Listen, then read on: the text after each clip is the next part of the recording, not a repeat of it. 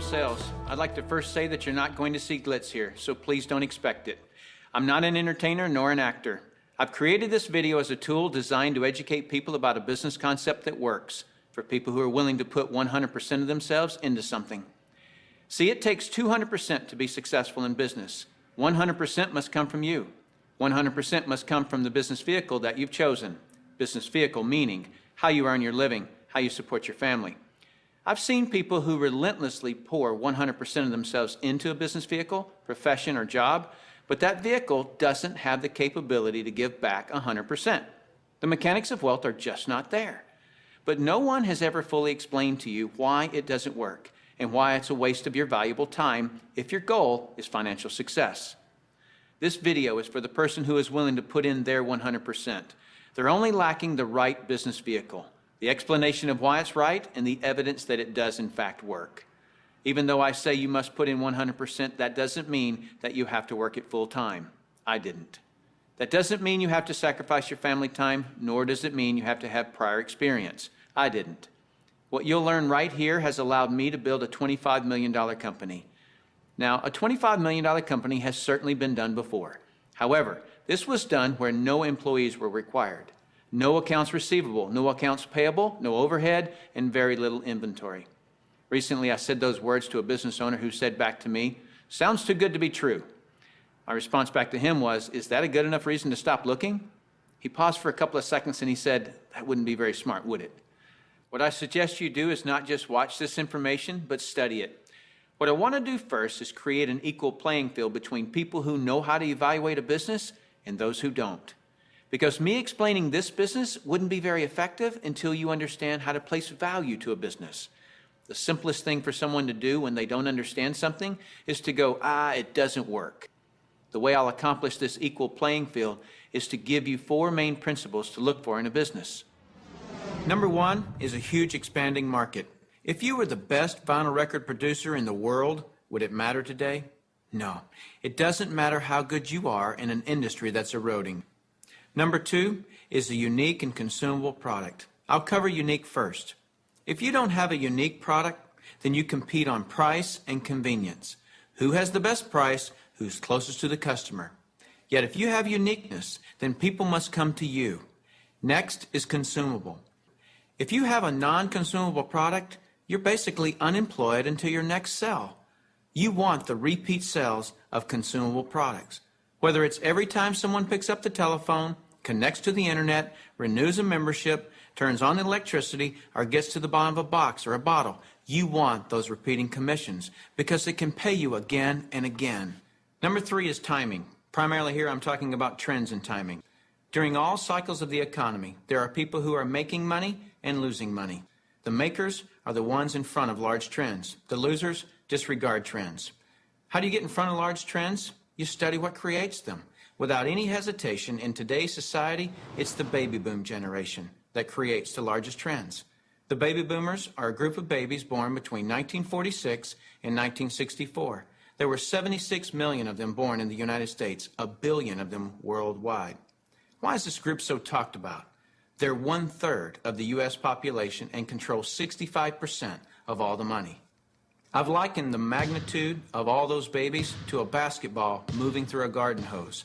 They reshape every industry they go through.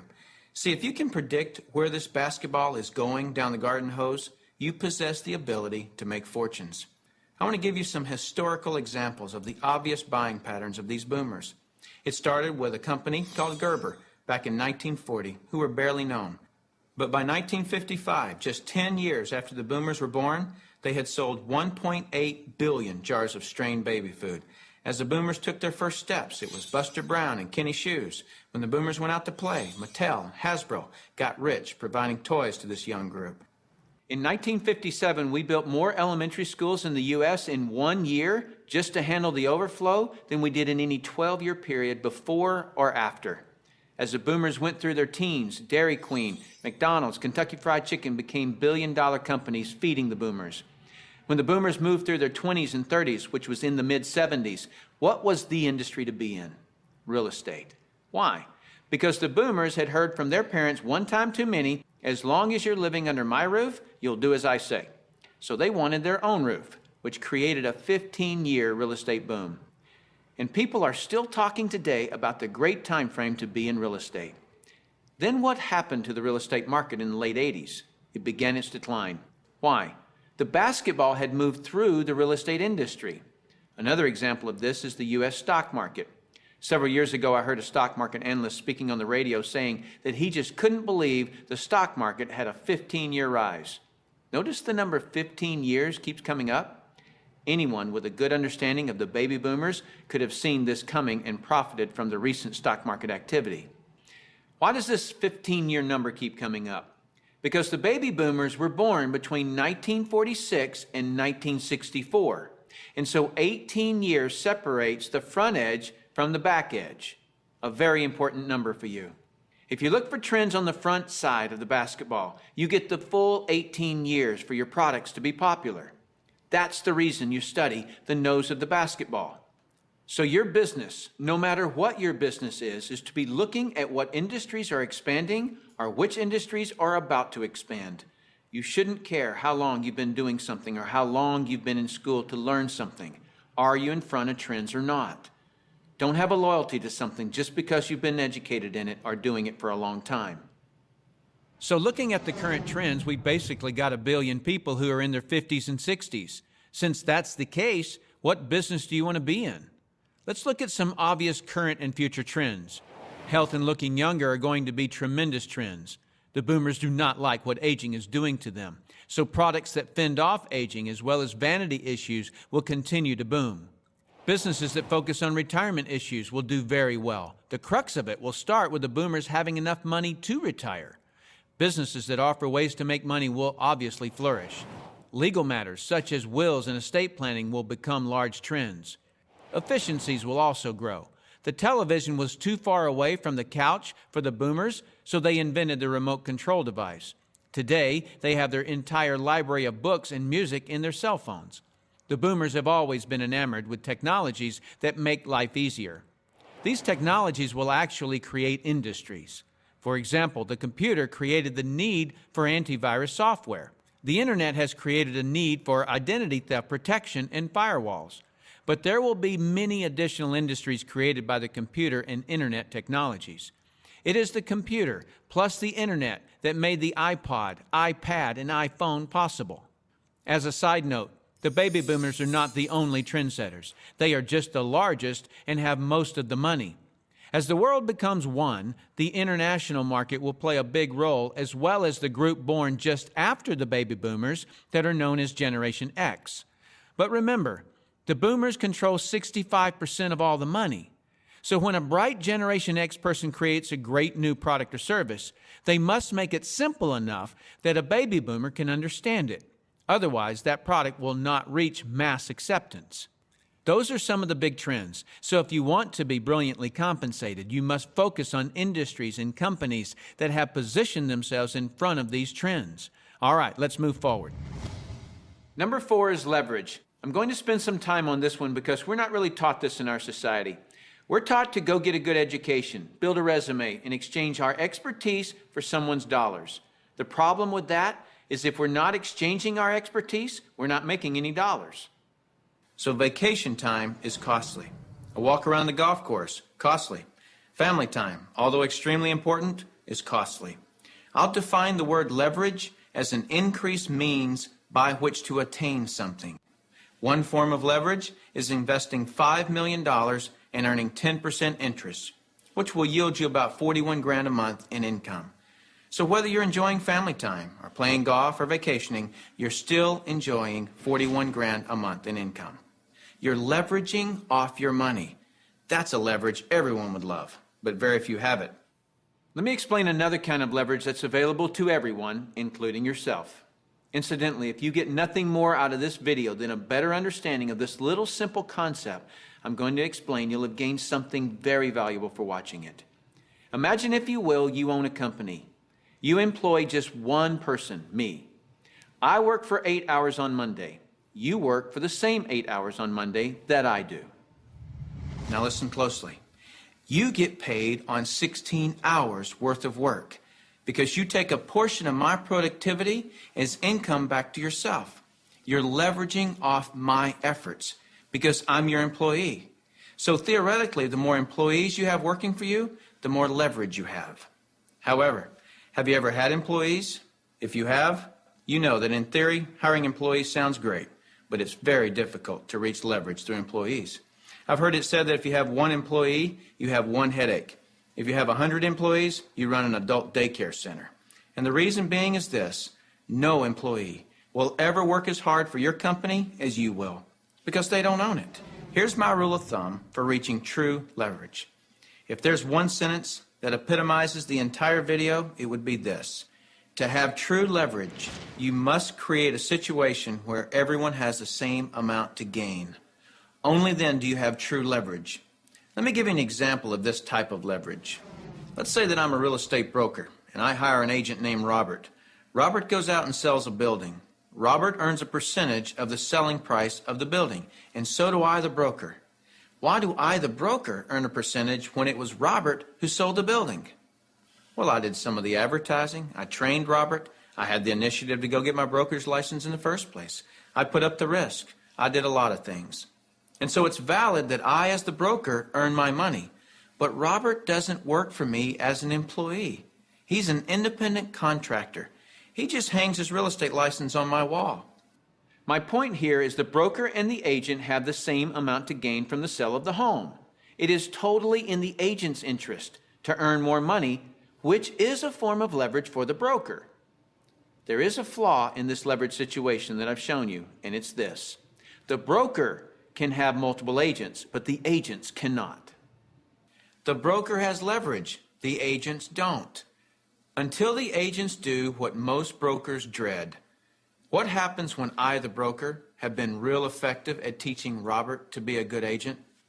What's Robert going to want to do in a couple of years? Be his own broker, right? Is this good for me, the broker? No, because as soon as he becomes a broker, two bad things happen to me.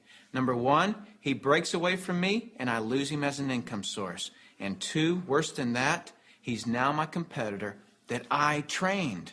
He knows all my good stuff. By the way, this doesn't just happen in the real estate industry. It happens in practically every industry. Have you ever heard the expression, "I'm just going to work there for experience"? What does that mean? It means I'm going to strip them of their knowledge and then go do it myself. If you're a business owner, how many people have you trained who are no longer working for you?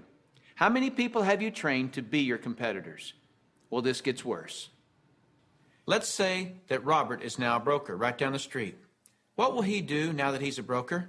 He'll go out and hire his own agents. And let's say one of those agents is Linda. Linda also eventually wants to be a broker. So she becomes a competitor to me that I indirectly trained, as well as Robert, who I directly trained. And this continues on and on. I actually created a chain of competitors that I trained. What if we did a whole paradigm shift? Here's where this becomes brilliant. Let's say instead I'm going to empower Robert to become a broker. I want him to become a broker from day one. See, the only way that you or I can retain a leader is provide him or her with the same opportunity for growth that we have. Hence, an opportunity where everyone has the same amount to gain. So from day one, I'm going to encourage Robert to be a broker. And when he does, he doesn't break away from me and become my competitor. He shifts from agent to broker, which now allows him to sponsor his own agents. Now, to create an incentive for me, the broker, to always help Robert and his agents, I'm still going to earn a percentage of what he and his agents sell. And shouldn't I? I trained him. I put up the risk and all those reasons I mentioned earlier. Now, the percentage I earn from Robert and his organization should be a lot smaller than when he was an agent, but I should still earn a percentage. That's my incentive to keep working with them. Now, some people look at this and say, gosh, isn't that one of those pyramids? And what's the perception of a pyramid? People at the top making all the money and the people down below do all the work, right? Isn't that the perception of a pyramid? Let me explain why this is not a pyramid and why people at the top don't necessarily make all the money. Let me just make a quick point before I discuss the pyramid issue. It's not the geometric shape that people have a problem with. This geometric shape is probably the shape of your family tree, the shape of our government. To the architect, it's the strongest structure known to man. Every organizational structure in the world is this shape. So the shape isn't the problem. However, that perception, people at the top earn all the money, let me illustrate that for you. Here's a typical corporation. At the top, you have a CEO, which stands for Chief Executive Officer. Does the president earn more money than the CEO? Not normally. How about below the president? Do any of the vice presidents earn more money than the president? No. Let me ask this question, and I want you to really think about it. What would happen if some of the vice presidents of a corporation made more money than the president? Really, what would happen? Talk about total confusion. This whole process is called delegation. Each level of the corporation earns less income. The reason the president can tell the vice president what to do is because they make more money. So the corporate structure is people at the top making the majority of the money, and the people at the bottom do not. The CEO of any corporation earns off the productivity of, or is leveraged off of, everyone in his or her corporation. Whether that CEO personally hired every employee or someone else in the company hires them. So the CEO, and only the CEO, earns on multiple levels of his or her company. And the model that I'm suggesting as being brilliant is where you, the individual, are given that same opportunity to earn on multiple levels of brokers and agents, just as the CEO of a corporation is. From here on, I'll refer to this form of marketing as network marketing. In network marketing, you, the individual, are given the opportunity to earn off the productivity of the people in your organization, whether you personally sponsor them or someone in your organization sponsors them. Remember that I said to reach true leverage, you must create a situation where everyone has the same amount to gain. Well, that's what I just described. Here's what makes the network marketing structure the absolute fairest structure available. In most network marketing companies, everyone can earn a certain number of levels deep of the organization they build. Everyone in the company can earn that same number of levels deep, like maybe 4 levels deep or 6 levels deep. Let's say we use 4 levels. So if you build an organization to be more productive, then you would earn more money than I would, even if you were in my organization. In the example shown, you would earn on 3 levels I couldn't reach, because everyone gets the same number of levels. There are people in my organization right now that earn more money than I do. Do you know what I call that? Fair. Shouldn't it be that way? I mean, take any structure. Shouldn't the most productive person in that structure make the most money? Now I'd like to show you an interview that I did a few years ago with Dr. Charles King, who holds a PhD from Harvard and is a professor of marketing at the University of Illinois at Chicago, who actually teaches network marketing at the university.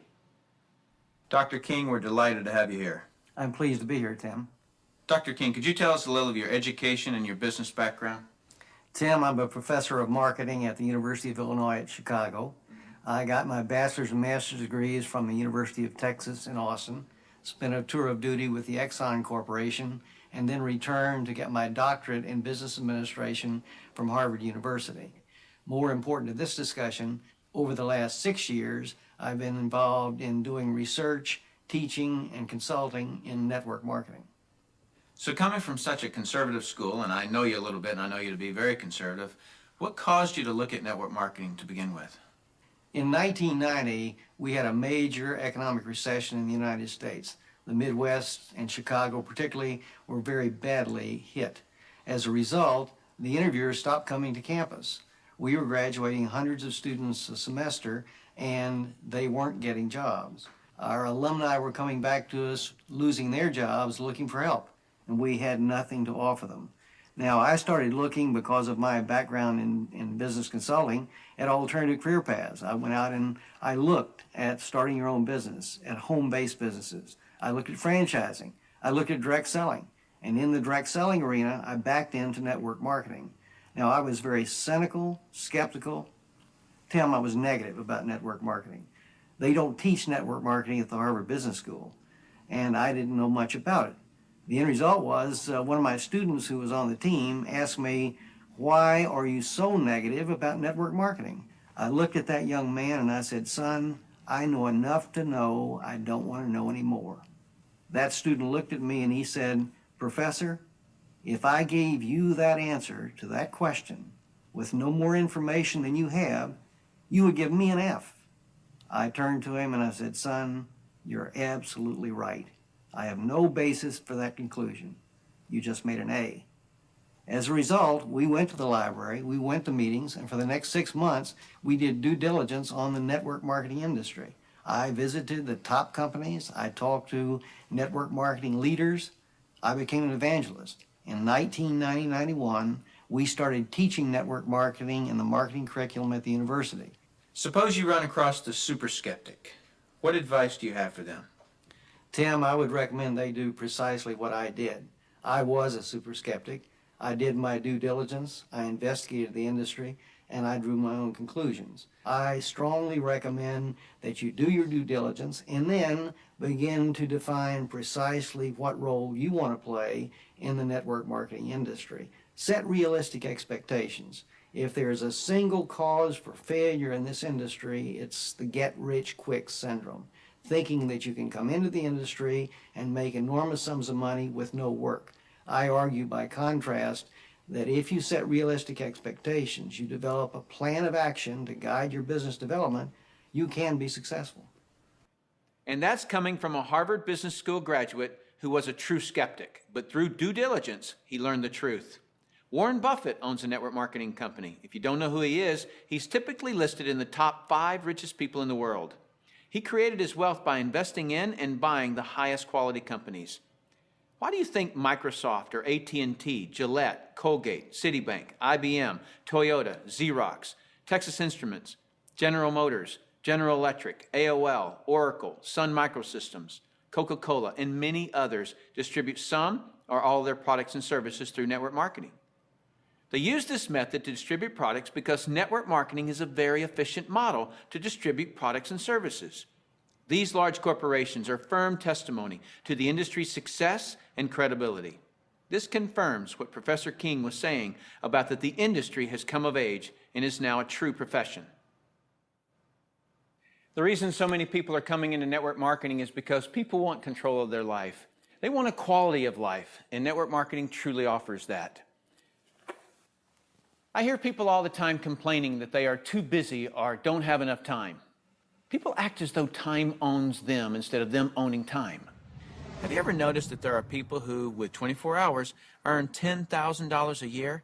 And there are people in the same 24 hours who earn $10 million a year?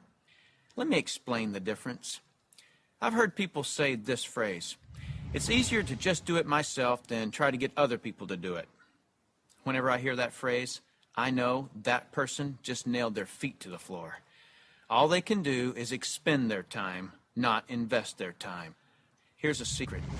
Wealth is hidden from those who must do it all themselves. Wealth exposes itself to those patient enough to train others. When you understand the power of educating and empowering others so that you get more done, you're truly on your way to wealth. Now, with that understanding of the importance of training others so you get more done, look at network marketing, and you'll see why I call it brilliant compensation. In network marketing, what you teach and train others to do is duplicate what you do, which is to find and train others. This is actually multiplying you. That's why I say, next to your spiritual growth and your family, there is nothing in the world you can do that will reward you better than investing your time in network marketing. I'd like to cover one last thing in closing, which I feel is one of the most important points for you to fully understand the value of network marketing. Let me illustrate something to you that is so profound. What's the maximum number of hours you could work in a day? 24 hours, right? So if you didn't sleep all day, you could work 24 straight hours. What if you didn't sleep for a whole year? You could actually work 8,760 hours in 1 year. But that's the maximum number of hours you could work in a year. I have 56,000 people in my organization worldwide. Well, let's suppose that all 56,000 people work just 1 hour out of a year. 56,000 people times 1 hour each equals 56,000 hours of work that I'm being paid on. Well, for most people to earn on 56,000 hours of work, they'd have to work for over 6 years, 24 hours a day without sleep to put in the same amount of hours that I could in 1 hour a year. Let me throw in something really ridiculous. Suppose all my 56,000 people worked 1 8-hour day in a year. 56,000 people times 8 hours is 448,000 hours I'm being paid on. Well, it would take most people working over 51 years, 24 hours a day, to do what I could do in 8 hours a year. 8 hours in 1 year versus 51 years working 24 hours a day? Doesn't seem fair, does it? It's definitely not fair. What's not fair is that you haven't understood this until today, and other people have. But now that you understand it, take responsibility for it. Don't go running and try to create reasons why you can't do this. You can do this. I don't say any of this to impress you. I don't need to impress you. This is an educational-only video. My purpose in creating this tool is to contribute back to that woodpile that so generously gave to me. Because network marketing has given me a lifestyle I previously couldn't have imagined. And because network marketing has given me total financial and time freedom, I feel it my responsibility to explain the industry in an understandable way. So I say all of this only to impress upon you that the difference between the wealthy and everyone else is leverage. You've got to understand that. And nothing gives you, the individual, leverage in such an ethical way like network marketing can. So go get a pad of paper, write down what you really want in life. Then call the person who gave you this video and tell them whether you're an A, B, or C. C is see you later. No thanks. That's fine with us because your relationship with the person who gave you this video is more important to us than anything. Or you're a B. A B is I may be. I want to first explore the product. If that's you, then do that. Don't procrastinate. The #1 killer of financial success is procrastination. People just putting it off until tomorrow, and they've somehow convinced themselves that they'll actually do it tomorrow. You know what I'm talking about. As soon as I'm done with this project, then I'll have more time. Or as soon as little Jimmy gets back to school, then I can, and they never do. If a person has an excuse, they have all they need to fail. Don't let that be you. Get your product today. Or you're an A, and that means absolutely. No, you don't have all your questions answered, but you see enough to start and begin your training. Very well done to you in your ability to make a decision. If it's late at night and you just watch this, don't be concerned that the person who gave this to you is sleeping right now. They'll be up. And if they're not, wake them up. Tell them, hey, now that I understand this thing, I can't sleep. And if I can't sleep, you're not going to sleep. Believe me, they'll appreciate that call. So call that person and tell them whether you're an A, B, or C. That's it. Join us. You'll be glad you did. Now is the right time, the smart time. Thank you for taking the time to view this video. I hope it's been educational to you. What I really hope is that you'll put this information to good use. Next, you'll see some common questions that you can interact with. I look forward to working with you, should our paths cross. I'm Tim Sales.